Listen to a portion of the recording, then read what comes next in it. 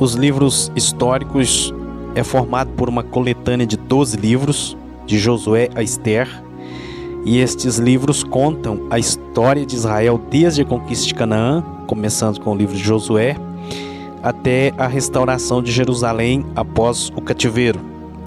Esta coletânea compreende um período de centenas de anos e revela uma nova fase da relação de Deus com Israel. O primeiro dos livros históricos é o livro de Josué. Nesse livro nós temos uma narrativa bíblica já no primeiro capítulo, nos primeiros versículos, onde Deus escolhe Josué, filho de Num, para liderar Israel na conquista da terra de Canaã. Pelo fato de Moisés ter morrido, Josué é levantado como sucessor de Moisés, e sobre a liderança de Josué, Israel se tornaria um exército vitorioso. A história das conquistas de Josué, introduzindo Israel na terra prometida, dá início a esta seção, a seção dos livros históricos na Bíblia.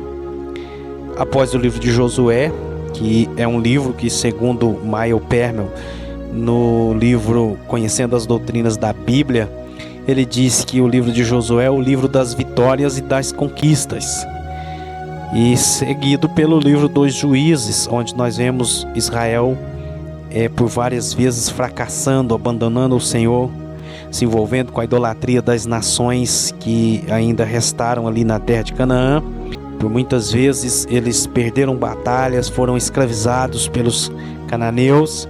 No livro Conhecendo as Doutrinas da Bíblia, o autor diz que o livro de Josué, o livro de Juízes, aliás, é o livro das derrotas e dos fracassos.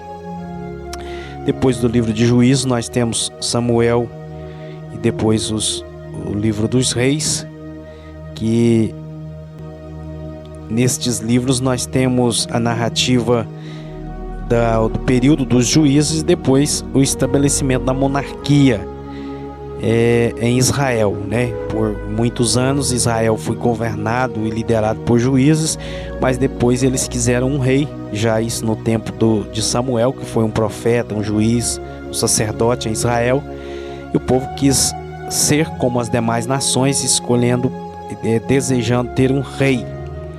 E nós temos então a narrativa bíblica nos revelando Saul como o primeiro rei de Israel, seguido por Davi, depois por Salomão e assim por diante. Uma das palavras-chave para entendermos os livros históricos é a fidelidade. Apesar da diversidade de eventos, ciclos e propósitos, nós percebemos ao longo de toda a narrativa histórica como as bênçãos e as promessas de Deus são condicionadas à fidelidade de seu povo. Deus, nestes livros, ele se revela como aquele que cumpre aquilo que prometeu, mesmo que as promessas tenham sido feitas às gerações anteriores. O livro de Josué é o primeiro a fazer uma conexão com a antiga promessa de Deus feita a Abraão. Em Gênesis capítulo 12, versículo 2, no verso 1, Deus diz para Abraão: sai da tua terra, da tua parentela, e vai para a terra que eu lhe mostrarei, e farei de ti uma grande nação.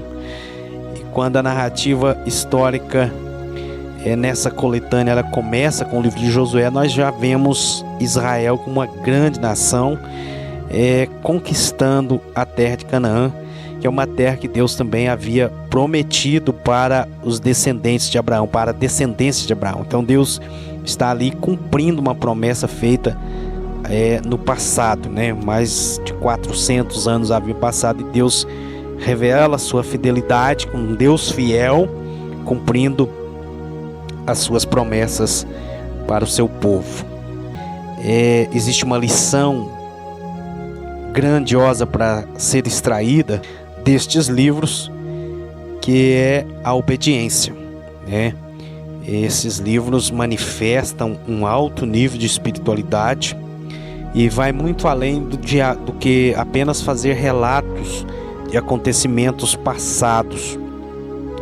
Os fatos que são contados, que são narrados nos livros históricos, eles apontam, eles revelam o sucesso na vida com Deus daquelas pessoas que priorizam Deus nas suas vidas.